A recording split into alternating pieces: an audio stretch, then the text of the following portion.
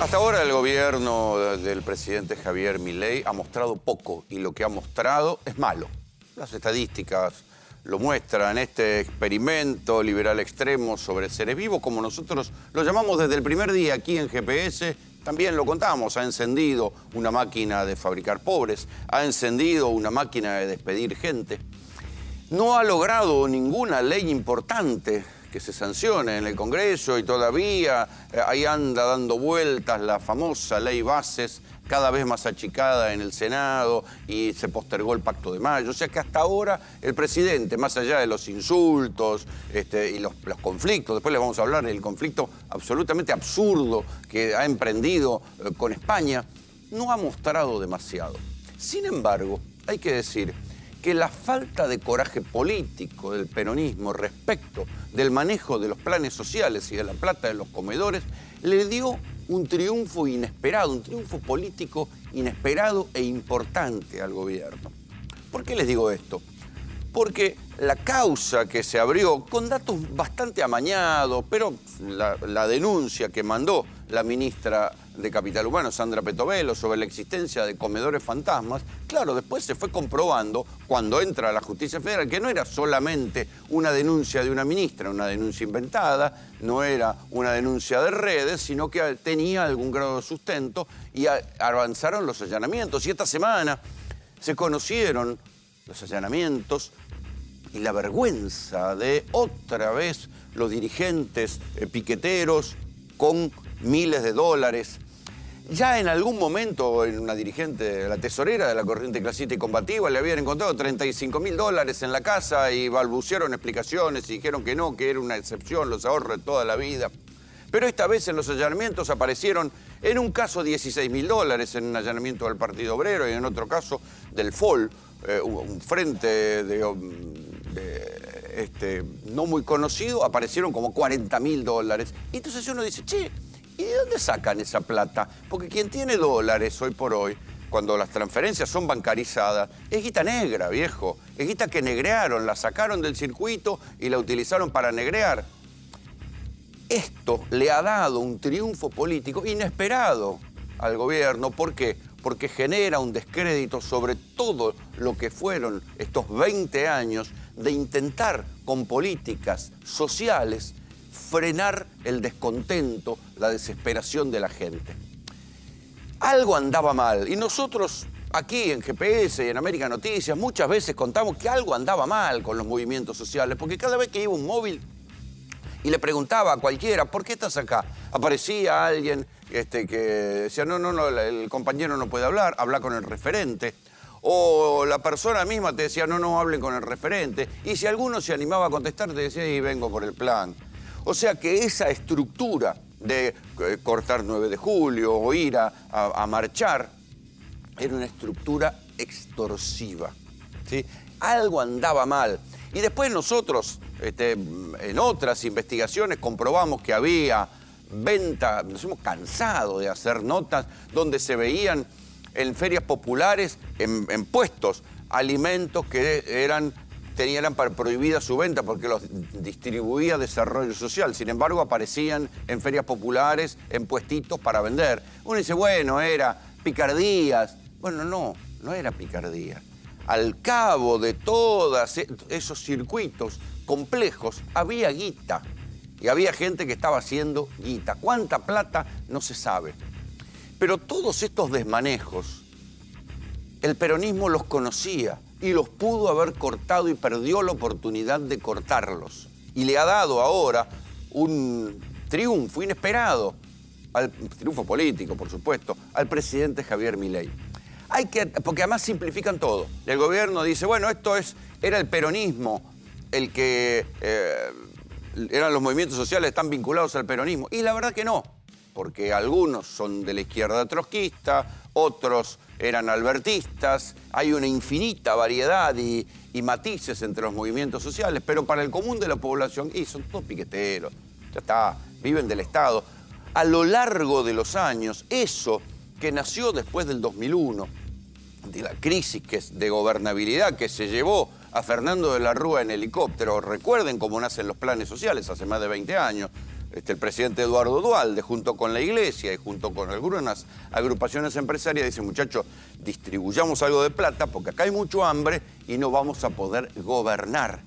Eso que nació así, en un momento sirvió para calmar la locura de la gobernabilidad en la Argentina.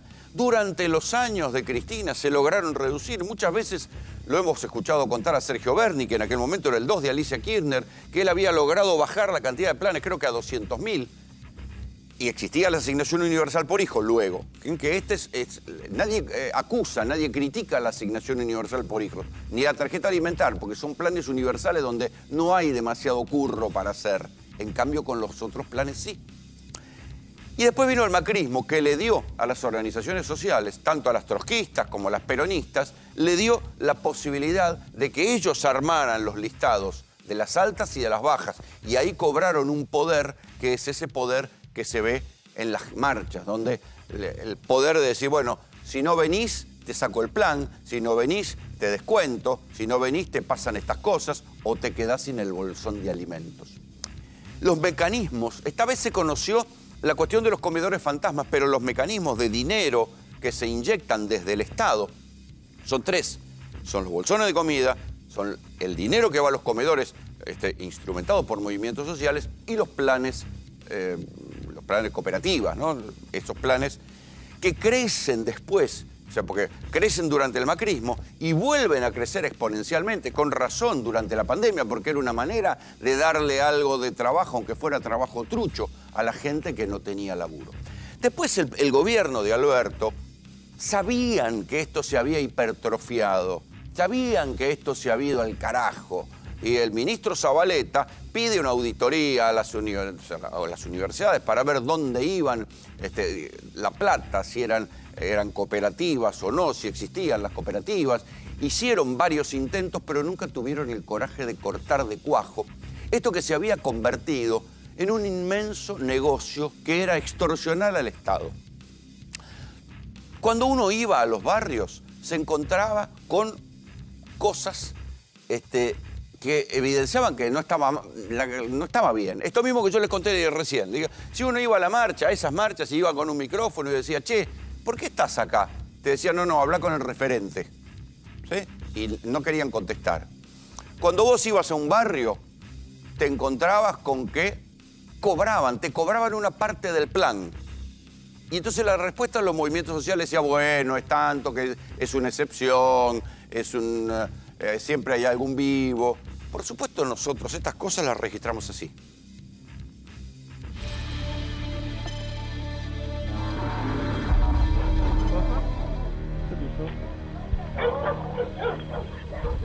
¿Por qué no anotan el plan?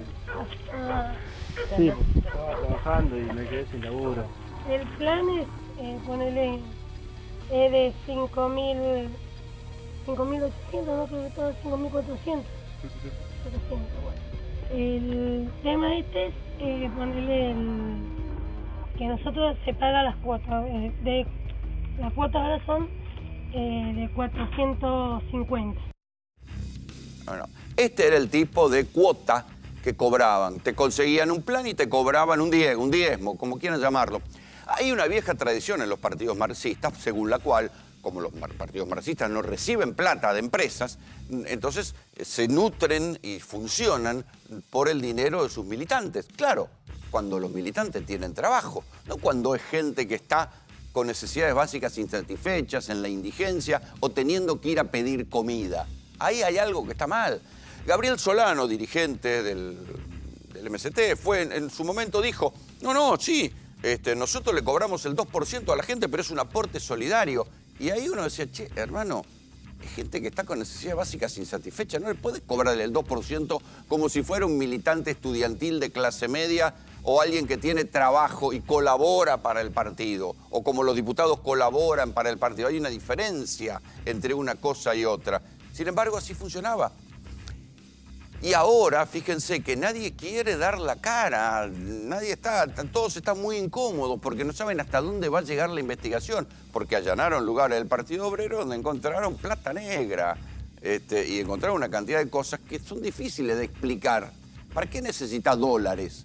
Si sos una organización obrera de resistencia contra la máquina de fabricar pobre de Milei, ¿para qué necesitas los dólares? ¿Para qué negreaste plata para comprar dólares? Si no se pueden comprar dólares en blanco, va, sí, el dólar MEPA, lo sumo, pero ¿para qué? ¿Para qué necesitas los dólares? Ellos, que tanto tiempo se diferenciaron de la burocracia sindical enriquecida, los gordos que andaban en los autos, terminan haciendo mecanismos parecidos. Yo mismo he visto a dirigentes de movimientos sociales que habría que llevarlos presos por portación de camioneta. ¿Sí? O si no, acuérdense, porque nosotros estamos hablando de los que vemos acá, que los que cortan la 9 de julio, pero acuérdense del clan Sena, ¿sí? De los piqueteros del Chaco, los que terminan matando, mamá, papá y el nene terminan matando a Cecilia Stercisovsky. Y nunca apareció el cadáver. Ahora consiguieron una especie de esas cosas que hace la justicia idiota en este país, que soltaron a papá y mamá y lo dejaron solamente al pibe preso, como si hubiera podido hacer desaparecer el cadáver solo. Si el cadáver de Cecilia nunca apareció. Pero cuando salta la desaparición de Cecilia, ¿qué es lo que sucede? Se conoce la vida del clan Sena. ¿Y quiénes eran los del clan Sena? Que tenían un manejo similar al de Milagro Sala en Jujuy, pero con una particularidad. Estaban como acordados con el gobernador Capitanich. ¿Sí? ¿Cómo era este acuerdo? Porque digo, también Sena iba en una colectora de las PASO, de la elección de Capitanich. ¿Cómo era el acuerdo? Los Sena iban y cortaban las calles, las rutas. Entonces Capitanich iba y le decía al gobierno nacional, mira, tengo las rutas cortadas, dame plata. Y ahí le daban plata a los Sena. Entonces, y los Sena a su vez construían casas, pero no daban las escrituras de las casas. Entonces la gente que vivía en esas casas eran como rehenes de esta gente. Podían vivir en esas viviendas, pero nunca eran dueños de sus casas. Y en cualquier momento los podían echar. En cualquier caso, más allá de todo esto, los Sena, se supo, iban y podían comprar no una, dos camionetas Hilux 0 kilómetros al contado, así, plata en mano, sobre la mesa, y nadie les llamaba la atención. Y eran piqueteros. Y eran piqueteros resistentes y tenían una escuela con el Che Guevara, pero podían comprar camionetas Hilux, tenían campo, tenían una chanchería donde se supone que ahí hicieron desaparecer el cuerpo de Cecilia. Todo este asco, el peronismo no lo conocía. ¿Por qué no lo cortó? En un momento dado, porque nos decían que bueno, que no, que esto eran excepciones, que eran casos excepcionales, que no había que con estas cosas mancillar el trabajo de todos los comedores, y la verdad que no. Pero durante mucho tiempo se pudo haber investigado en serio desde el Estado, que era quien tenía la información, y no se lo investigó para separar la paja del trigo, para separar los ladrones de los honestos. Vean este caso, también lo contamos nosotros en Ezeiza. Tiene que ver con esta época, con los comedores, cómo mandaban comida a un comedor y el comedor que hacía, te vendía la mercadería.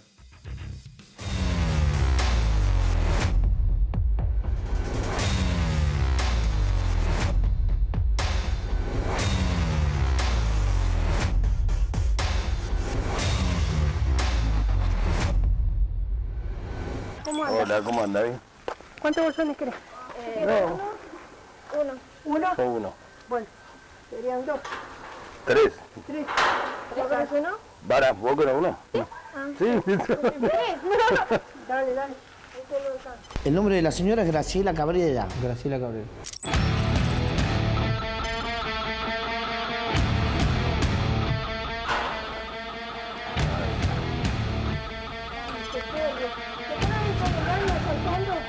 Y que no salgamos.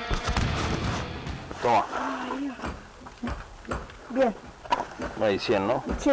Tengo una consulta, pues yo tengo un almacencito. ¿Eh? Tengo un almacencito, yo soy el tío de ella que te habían dicho ayer, ¿viste?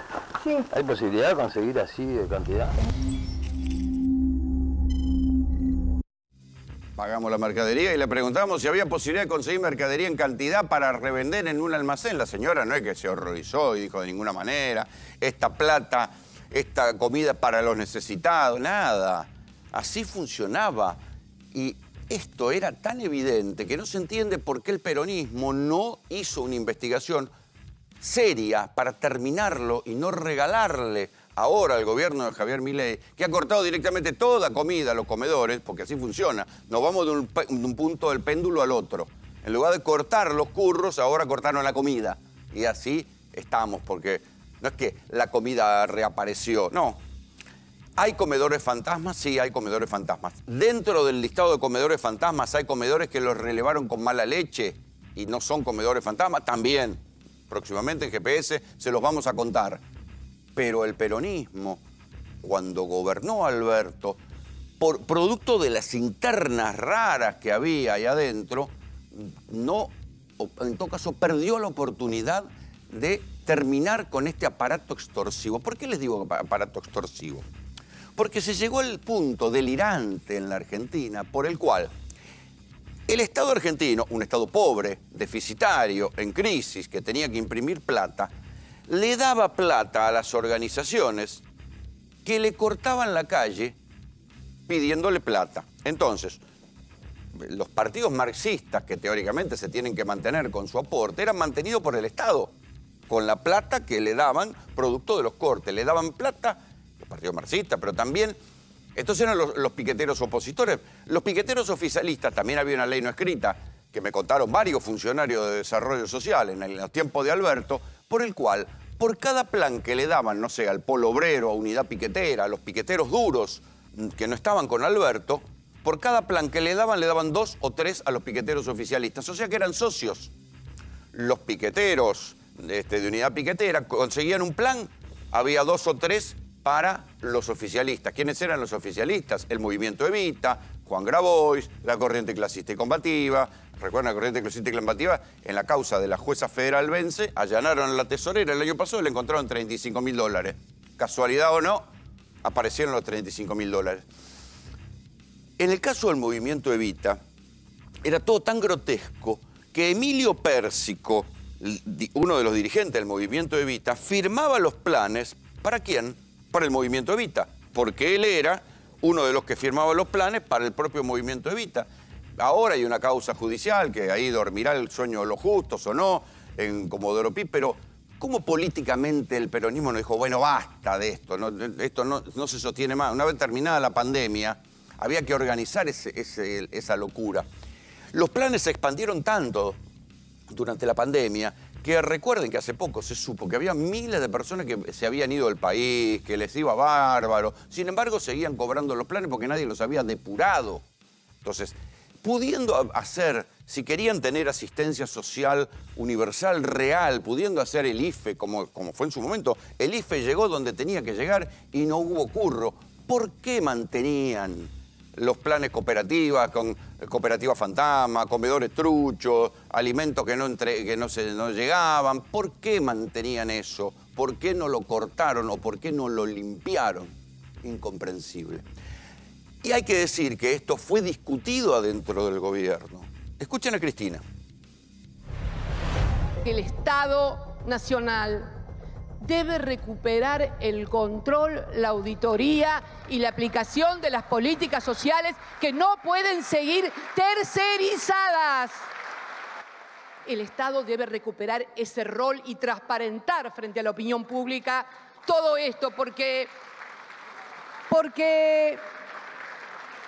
a mí no me gusta que me quieran convencer que eso es peronismo. Eso no es peronismo. El peronismo es laburo, trabajo. Entonces, que el Estado recupere en nombre de los que nos dieron vida, en nombre de Perón y de Evita. Si Evita los viera, mamita. Eso, si Evita los viera, es para el Movimiento Evita. Era una de esas pelotas envenenadas que solía disparar Cristina Fernández de Kirchner cuando discutía en la interna. Pero se pasaron tanto discutiendo y discutiendo en la interna que, claro, Alberto defendía a los movimientos piqueteros porque consideraba que esos movimientos piqueteros oficialistas le garantizaban el control de la calle. Así se le fue pasando el tiempo y así llegamos hasta hoy, donde hay un festival de plata en organizaciones, en los allanamientos aparece un festival de plata, donde hay comedores truchos, donde hay planes que no se entiende bien por qué los dieron, y ahora son los intendentes. Cada vez, por ejemplo, hay un allanamiento y dice, bueno, en tal municipio, no quiero decir nombre porque después me empiezan a llamar todos para decirme nosotros no somos. En tal municipio aparecieron 5 comedores fantasmas. Y los intendentes dicen, pero no eran nuestros. Sí, no eran de los intendentes. La propia Cristina dice que no eran de los intendentes. ¿Por qué? Porque como parte de estas cosas locas de las internas del peronismo, le daban, para debilitar a los intendentes, le daban a los movimientos sociales plata para que hicieran clientelismo y consiguieran gente, pero a su vez esa gente iba a las marchas y les pedía más planes, apretando, extorsionando al Estado, diciéndole la necesidad de la gente, dennos más planes, dennos más alimentos para los comedores. Con este acuerdo que yo les digo, había por cada plan que salía para los piqueteros opositores, había 2 o 3 para los piqueteros oficialistas. Así se llegó a este disparate. Y entonces ahora ahí salen los intendentes, los gobernadores. Claro, Milei aprovecha y dice, ven, esto es toda la vergüenza de los desmanejos del peronismo. Y lo que queda del peronismo dice, sí, pero nosotros lo manejábamos, los planes, la plata no venía para nosotros. Tarde.